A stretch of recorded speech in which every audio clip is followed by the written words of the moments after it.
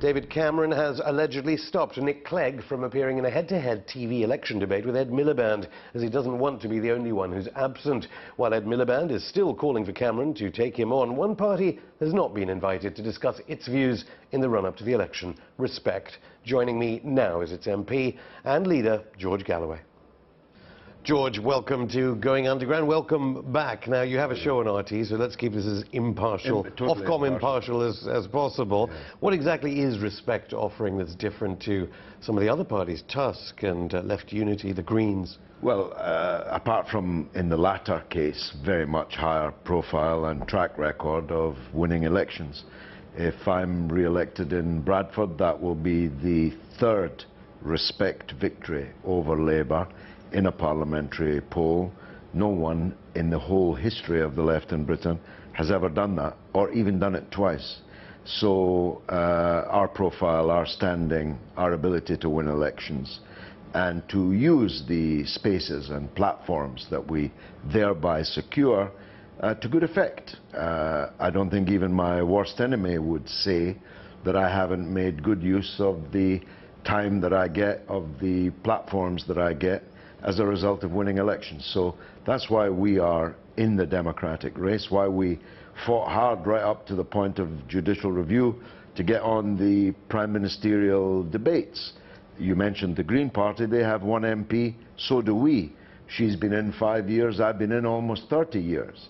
So if the Green Party could get on the prime ministerial debates, we figured that we should too. You're not on the debate, though? No, because we can't afford the judicial review. It would be tens of thousands of pounds. But we fought it right up to that point, and credibly, with the support of big figures in the broadcasting field, because the logic was unassailable.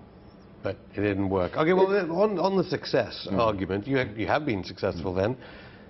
Isn't it that very success that damages progressive forces in constituencies up and down the country, because you'll be splitting the progressive vote? George Monbiot left Respect, as far as I understand it, because you were standing candidates against the Greens.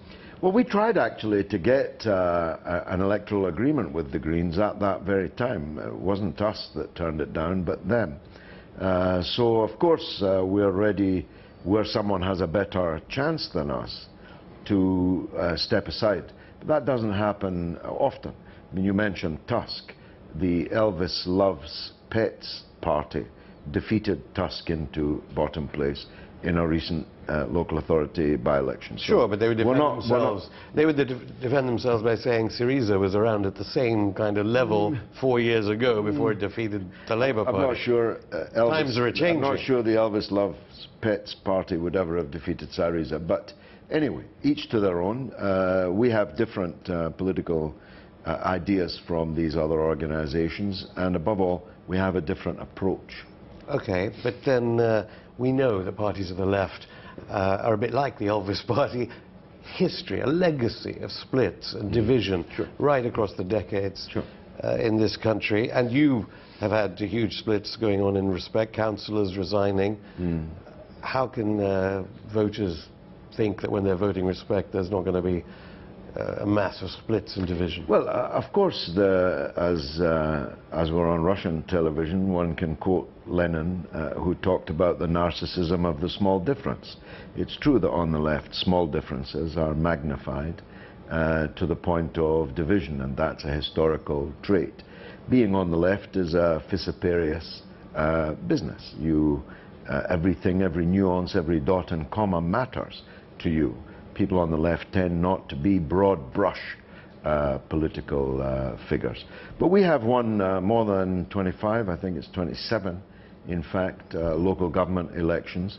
I've been elected to Parliament as a Respect candidate twice, and I'm confident that I will be in just a few weeks' time. So, as I say, there's absolutely no one can touch that or even come remotely close to it. Another history of the left is covert monitoring by institutions. We know the Green Party has been infiltrated by agent security services.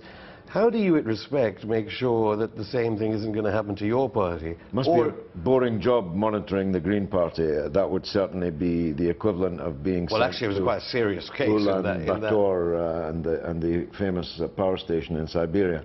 I think all progressive organisations have been infiltrated at one time or another, including, I have no doubt, us. And some of the splits and divisions that you refer to may be connected to that. But the only thing you can do, to quote Bob Dylan, is keep on keeping on. You might think I thought that was the Redskins. No, that was afterwards. Long okay, well, look, that. the media very much sees you as personifying the Respect Party. They don't appear to like you that much. Maybe they don't need infiltration. Is it impossible for a fourth party with genuine progressive views to get their message across in the media in this general election? In the media as was, of course, we have a new media now, and we're sitting on it. And it's attracting viewers by the million from the old media. I myself present no less than 3 television programs a week. Okay, but their audience figures are not like question. It's not Paxman telling you to be ashamed of your victory in Bradford, or Dimbleby getting a bunch of people. That's true, but the balance is changing. Your position on Scotland. Do you think north of the border respect will have been damaged by the fact that you supported the Tories and the Labour Party? Well, I wouldn't put it quite that way. If by that you mean I took the same side as most Scottish people, I'm not sure that it follows logically. The Tories are a part of Scotland, a very small part. I didn't share any platforms with them, said that I wouldn't. But I make no apology for being with Labour. I was with Labour for almost 40 years before I was expelled. I'm still a Labour man at heart. And Labour represents the working class idea that it's class rather than nationality that matters. What are relations like between Ed Miliband's Labour Party and you and the Respect Party? I've heard it's getting pretty angry in Bradford with some Labour campaigners campaigning for respect. Yes, there are a lot of divisions, and because we haunt Labour as a ghost of what they used to be, standing for what they used to stand for and standing for the people they have abandoned in many respects, then that's a recipe for bitterness. Back to this narcissism of the small difference. We are the real Labour Party, that's what we say. We're the Labour Party as was before Tony Blair and Peter Mandelson and Gordon Brown and Alistair Campbell hijacked it and flew it to destruction as a Labour Party. It was still able to win elections and so on, but not as a Labour Party. So that's what happens. There are bitter fights. People defect to us. Just had a very prominent Labour figure in Bradford defect to us.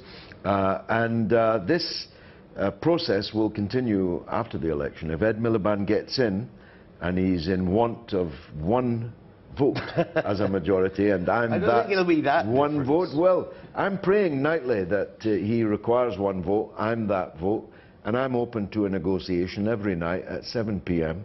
And I have a long list of foreign, national, and domestic, local matters that I'm prepared to trade in return for my 1 vote. But will you trade? I mean, presumably, red lines, maybe Parliament moving to Leeds, which I think is a Respect policy, he'll be easy with that. But on Trident and on, finally, the economy.